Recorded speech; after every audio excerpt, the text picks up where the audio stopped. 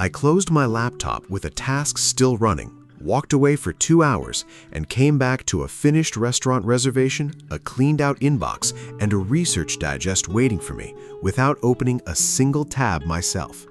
That's not a scheduled reminder, and it's not a script running in the background of your browser. That's an agent that kept working on real cloud infrastructure the entire time your device was off. It works because this isn't a chat mode.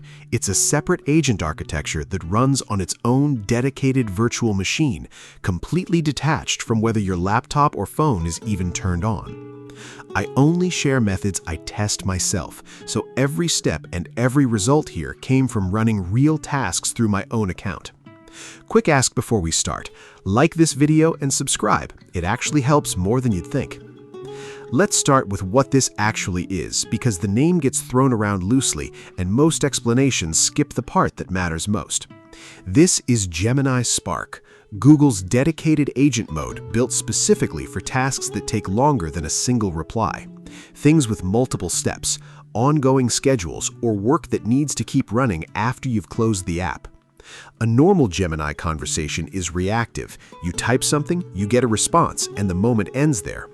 Spark flips that structure entirely. You describe an outcome you want, and the agent plans the steps, pulls from your connected sources, and keeps working toward that outcome on its own timeline, not yours. Before you go looking for it, let's cover access, because this isn't available to everyone yet, and skipping this step wastes your time. You need a personal Google account, not a work or school account, at least for now.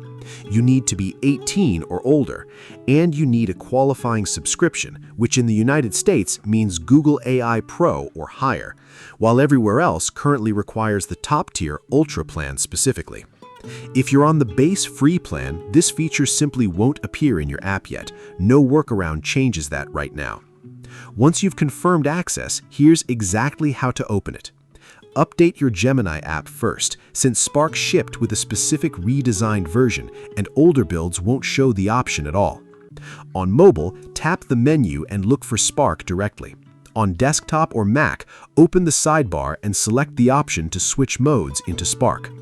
Once you're inside, you'll land on a tasks view instead of a normal chat thread, and that distinction matters because tasks behave completely differently from messages.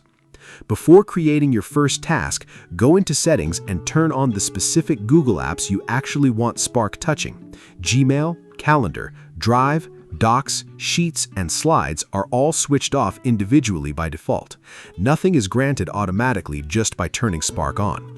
For anything outside Google's own ecosystem, restaurant booking platforms, shopping sites, project tools, you'll connect those separately as connected apps.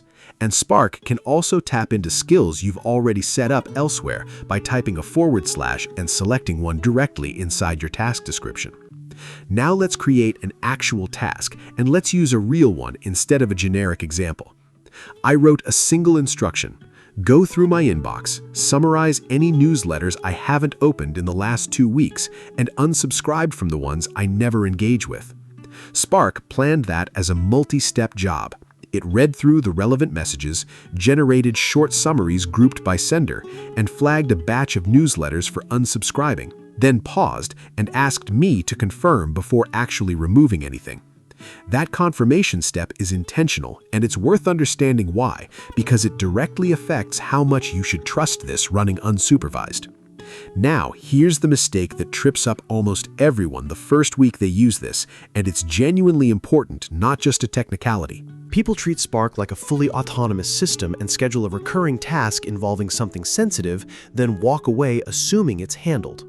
The problem is that if a scheduled task runs while you're offline and it hits a step that would normally need your approval, there's no guarantee you'll be there to catch it before it proceeds. Especially on ambiguous judgment calls the agent decides on its own. Google is explicit about this risk themselves. Tasks that touch sensitive information or irreversible actions need your active supervision, not a fire-and-forget schedule. So the fix is simple but easy to skip. For anything involving money, sending messages on your behalf, or deleting data, check the task within its first run before letting it repeat automatically on a schedule. Don't trust a new task type to behave safely just because a similar one worked fine before.